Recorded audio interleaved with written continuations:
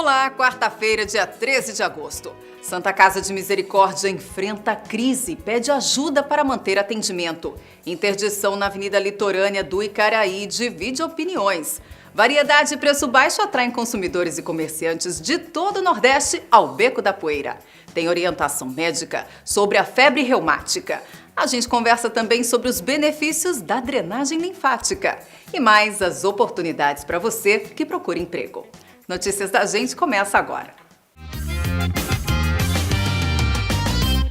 Uma das instituições filantrópicas mais antigas do Ceará luta para não fechar as portas. Essa é a realidade da Santa Casa de Misericórdia, não só aqui no Ceará, mas também em outros estados. Veja na reportagem de Jonas Guedes.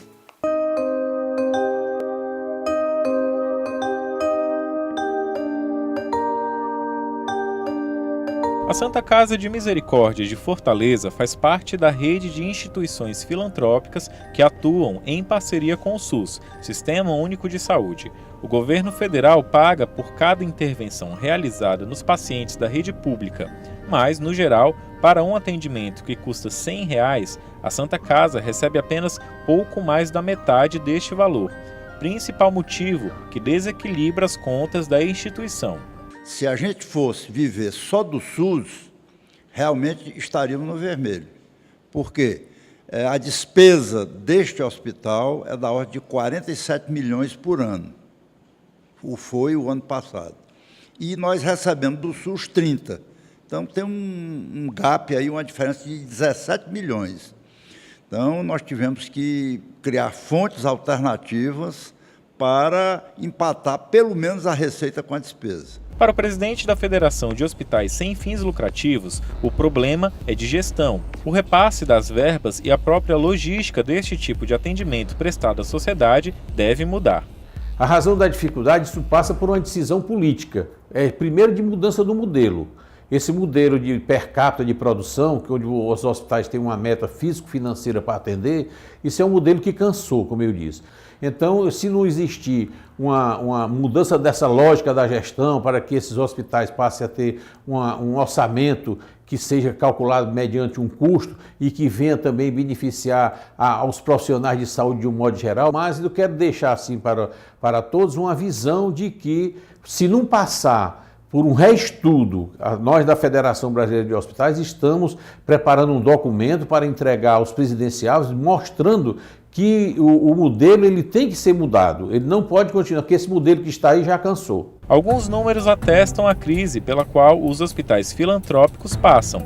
Em 9 anos, mais de 30 unidades fecharam as portas, sobrecarregando ainda mais a rede pública de saúde. A saída para que os órgãos de filantropia equilibrem as contas, além de dividir parte das despesas com os próprios pacientes, são as doações. A principal delas tem sido as doações que generosamente a população de Fortaleza faz mensalmente para a Santa Casa. Ou usando o call center, ou vindo diretamente, doações em material, principalmente em lençol, material de higiene, medicamentos mesmo.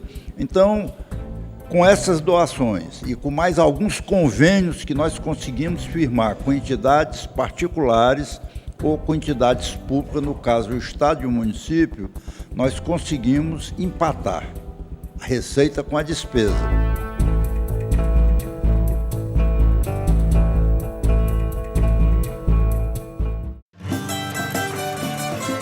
Aqui tem trabalho. A Prefeitura de Caucaia aguarda a liberação de recursos federais para dar início às obras de contenção do mar na Praia do Icaraí. O projeto consiste na colocação de um maciço de rochas compactadas para formar um quebra-mar de 3,2 km. Enquanto as obras não começam, a Avenida Litorânea segue interditada para intervenções menores. E eu acredito que isso deve provocar algum transtorno por ali, como toda obra grande, né, Alberto? Exatamente, Juliana. O que acontece? Inicialmente, a Prefeitura está fazendo bloqueios às 6 vias de acesso da Avenida Litorânea do Icaraí.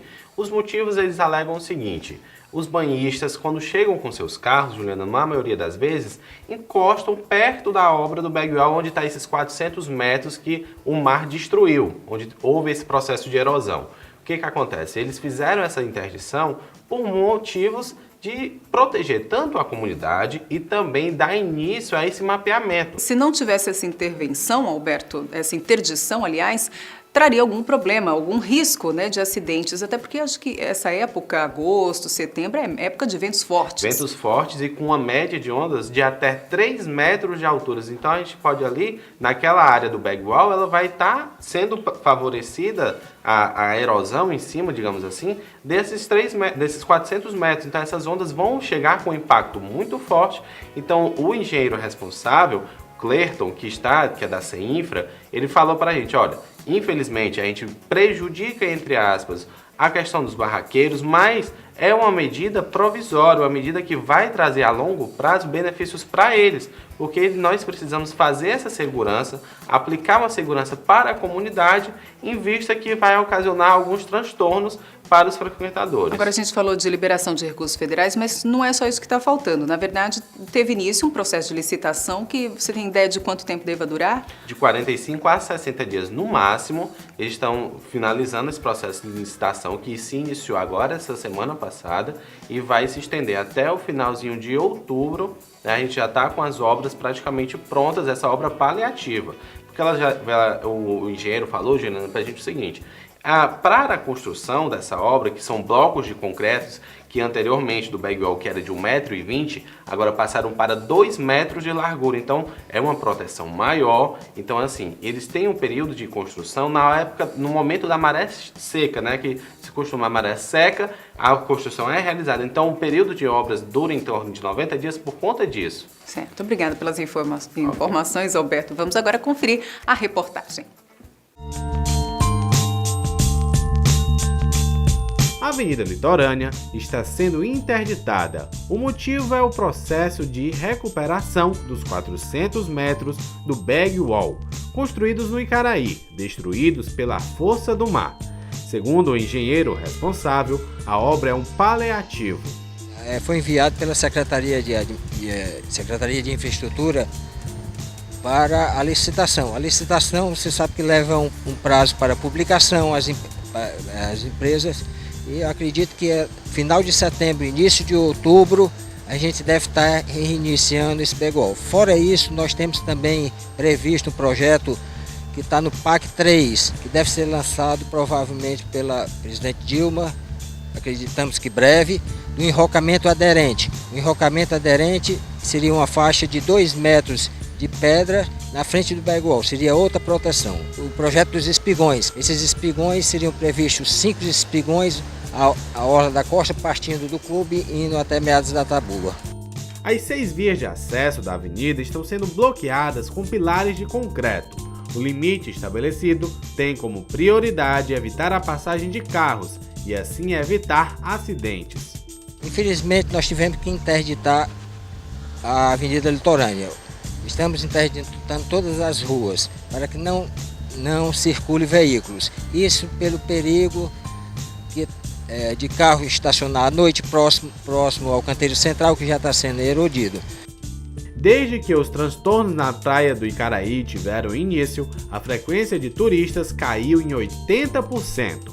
O receio atual é de que a proibição da circulação de carros na avenida diminua o número de clientes.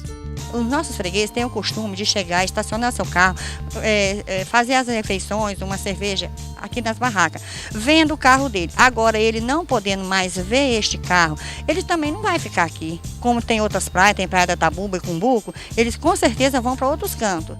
O movimento SOS Icaraí, que representa os comerciantes e moradores do local, vai acompanhar a obra. A ideia é que a comunidade, o SOS Icaraí, ele trabalha em conjunto com o Ministério Público de todas as ações que aconteçam aqui, de obras, que a gente mantenha eles informados da situação que está acontecendo para saber se realmente está numa regularidade, se realmente cumpre as necessidades que eles prometeram à nossa comunidade.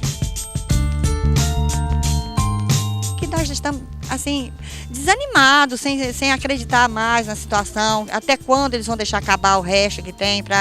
Foi dito pra gente que dentro de 60 dias começava, só que o que começou mesmo foi nos prejudicar.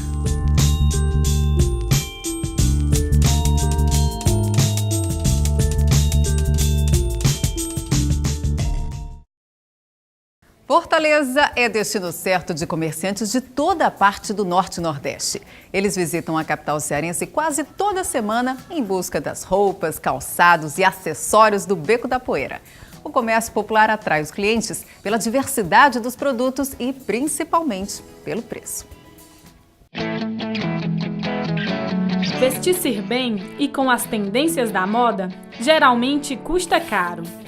Registros históricos apontam que as feiras públicas se popularizaram na Idade Média. Mais de 1.600 anos depois, as feiras continuam como símbolo de tradição do comércio popular em todo o mundo. Em Fortaleza, a feira mais famosa, aquela onde se encontra de tudo, inclusive preço baixo, é a do Beco da Poeira.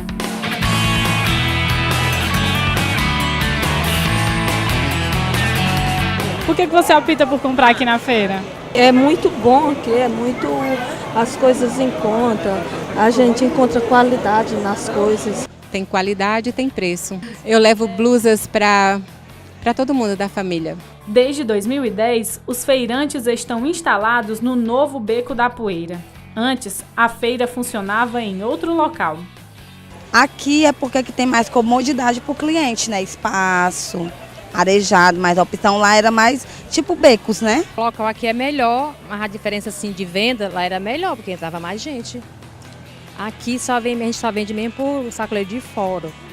Unidade é raro a gente vender. Com uma grande variedade de roupas, calçados, bolsas e até eletrônicos, a feira atrai clientes de toda parte. Terça, quarta e sábado é o pessoal daqui. Segunda e quinta é o pessoal de fora. Os interiores, Maranhão, Piauí, Salvador, Sergipe, que é os revendedores, né? Vem direto. Os clientes de fora é que valorizam mais o nosso produto, porque eles compram em quantidade. Piauí, João Pessoa, vem de todo canto. A excursão vem de todo canto. E a tua renda familiar vem só da feira? Vivo só aqui da feira. Somente. Todos os dias. Produto testado, cliente satisfeito. Já comprei em outros locais aqui, né? E tenho tanto eu quanto o meu marido, né? Ele compra aqui também, até mesmo porque para ele é muito melhor, né? A gente comprar aqui, é muito bom. Porque aqui tem qualidade, a peça, o tecido é ótimo. E são peças bonitas, né?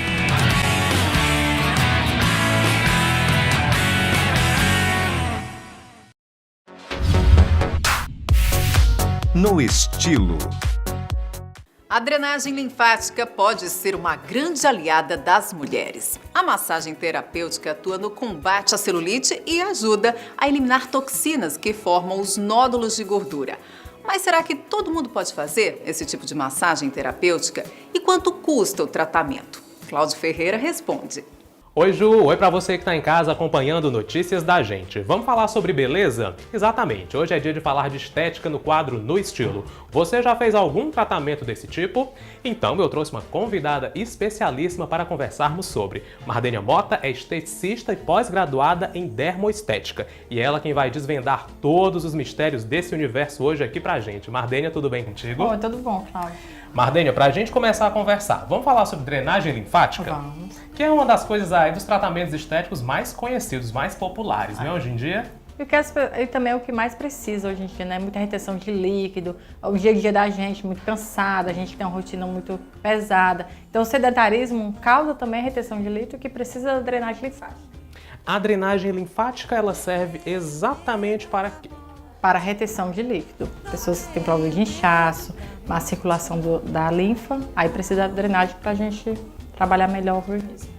Tá, e aí eu te pergunto, Mardênia, que o pessoal de casa deve estar querendo saber também. Qual é o público geralmente que procura? São mais homens, são mais mulheres? As mulheres ainda ganham, mas elas já estão perdendo um pouco já do campo para os homens. Os homens já estão ocupando o espaço dele. Mardênia, explica pra gente quando a pessoa procura o tratamento da drenagem linfática, são regiões específicas ou é necessário drenar o corpo inteiro? Não, a gente pode drenar especificamente a região, mas só que o ideal é que seja drenado o corpo inteiro, porque o nosso sistema linfático é um conjunto, um depende do outro. Se você drenar o corpo inteiro, você vai ter um relaxamento maior. O sistema linfático vai estar drenado, vai tirar o ácido graxo do nosso corpo e com isso você vai sentir realmente os efeitos da drenagem. E deixa eu te perguntar outra coisa, Mardênia. Quando a gente fala de drenagem linfática e de tratamentos estéticos hoje em dia, é uma coisa cara? Não, não é caro, é um preço bem acessível. É só você saber procurar qualidade e preço. E um bom profissional. Um profissional. Outra coisa que o pessoal aí de casa deve ser super curioso para saber. A gente recorre a um tratamento estético, vem a uma profissional como você e não faz uma dieta, não tem uma regra. Não existe um controle, tanto de alimentação quanto de atividades físicas. E aí como é que fica o tratamento? É como eu falo sempre para minhas clientes, certo? Se elas não tiverem uma boa alimentação, não tiver uma atividade física, não adianta nada ela começar um tratamento estético. Tem que ser um conjunto, tem que ser as três coisas andando ao mesmo tempo. Tudo que você for fazer em estética tem que acompanhar com uma atividade física e uma boa alimentação. O que você recomenda para quem está em casa quando for procurar um profissional? Quais são as ciladas que existem por aí? Se é um profissional qualificado, se realmente ele tem esse nível superior, porque hoje em dia está muito fácil você ter um nível superior.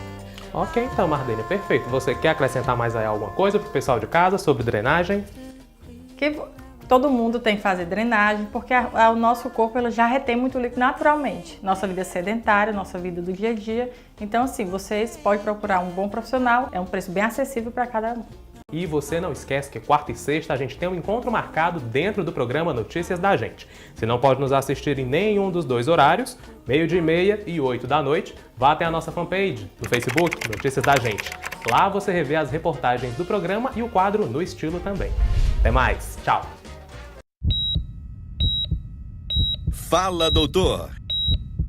O quadro Fala Doutor de hoje traz orientações médicas sobre a febre reumática. É uma doença causada pela mesma bactéria que ataca a garganta, provocando amidalite ou faringite. Só que as consequências podem ser bem mais graves e até deixar sequelas. A gente recebe o Dr. André Xenofonte, reumatologista, para responder as perguntas da população sobre febre reumática. E eu começo perguntando, doutor, qual a diferença entre febre reumática e reumatismo, que é um termo mais comum que a gente escuta no dia a dia? Bom, reumatismo, a gente está falando um termo genérico, um termo que envolve uma série de doenças e existem vários tipos de reumatismo. Febre reumática, nós vamos esclarecer ao longo das perguntas, é uma das doenças reumáticas mais comum em crianças, que pode acometer as articulações, mas cria outros problemas que seriam mais sérios no coração e outros órgãos, né? Então, febre reumática é um tipo de reumatismo. Perfeito. Nós vamos à pergunta da população e no retorno, Dr. André Xenofonte responde os questionamentos. Criança que tiveram infecção na garganta pode ter febre reumática? A febre reumática é uma doença onde ocorre uma reação imune, uma resposta do organismo ao contato com a bactéria. Aí é que vem essa relação com a dor de garganta. Então, é uma doença que atinge principalmente crianças dos 5 até os 15 anos de idade, então crianças e adolescentes, depois de uma infecção de garganta. Então, como é que é a história dessa doença? Existe uma infecção de garganta por um tipo específico de bactéria, o Streptococcus, e 2 a 3 semanas depois, aquela criança vai desenvolver sintomas como artrite, inchaço nas articulações, febre, como o próprio nome da doença diz, e aí ela pode desenvolver uma série de problemas, principalmente no coração. A doença nas articulações em si não é tão grave. O problema é que é como se a bactéria, uma maneira de explicar, se instalasse no coração e causasse lesões graves no coração. Então, por isso que é importante prevenir e tratar nesse momento. É hereditária? Excelente pergunta. A febre reumática, ela tem, sim, um caráter hereditário.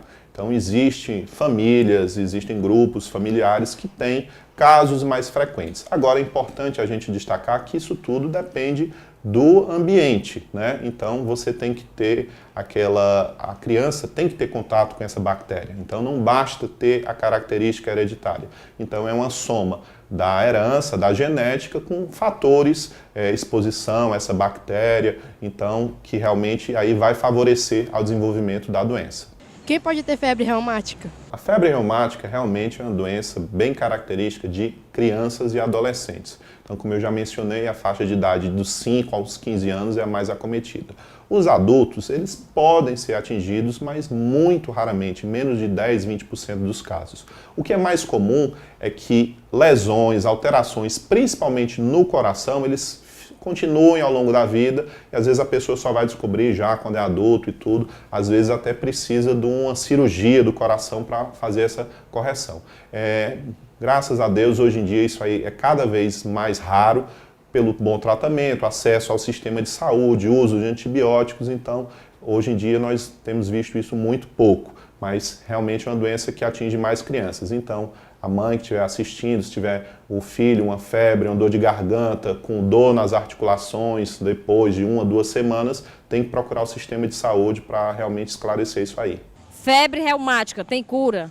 Na grande maioria das vezes, aquele episódio, aquela ocasião, vai ser controlado espontaneamente. Então, a bactéria, o próprio organismo, ou então a pessoa faz algum tratamento e elimina a bactéria do organismo. Então, só tem 2 problemas aí que a gente tem que destacar. Primeiro, a prevenção. Então, aquele que muitas pessoas já ouviram falar, criança tem que ficar tomando injeção de antibiótico a cada 21 dias, isso aí é uma prevenção. Então, nós fazemos, na verdade, mais do que um tratamento, uma prevenção de que outra crise não aconteça. Porque caso venha a haver outra crise, você tem uma chance maior, um risco maior de haver uma lesão mais séria, por exemplo, do coração. E no caso do adulto, quando acontece alguma sequela, às vezes tem que haver o tratamento cirúrgico para realmente tratar a doença já definitiva. Perfeito. Com isso a gente fecha o nosso tema de hoje. Gostaria de agradecer a presença do Dr. André Xenofonte, reumatologista aqui conosco, e qualquer outra dúvida sobre outro tema de saúde, a gente está aqui para responder, é a razão desse quadro existir. Não canse de nos procurar e a gente vai atrás do especialista para poder solucionar essa dúvida. Até a próxima. Emprego Aqui. Termina domingo que vem o prazo de inscrição para o concurso que vai selecionar centenas de profissionais de saúde para o Instituto Municipal de Pesquisas, Administração e Recursos Humanos, o INPAR. São quase 700 vagas para cargos de nível superior, médio e fundamental. As inscrições podem ser feitas exclusivamente pelo site www.impar.fortaleza.ce.gov.br.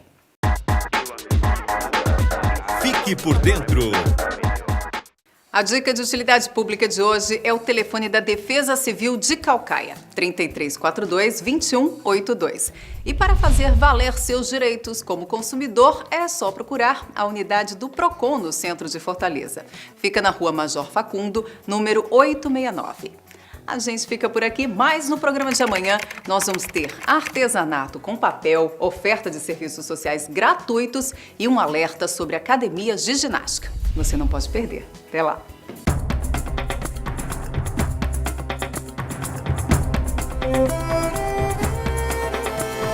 Terra queimada de fogo, vento que vem lá da praia. Atiça a chama de novo, orgulho de um povo. Eu sou de Caucaia.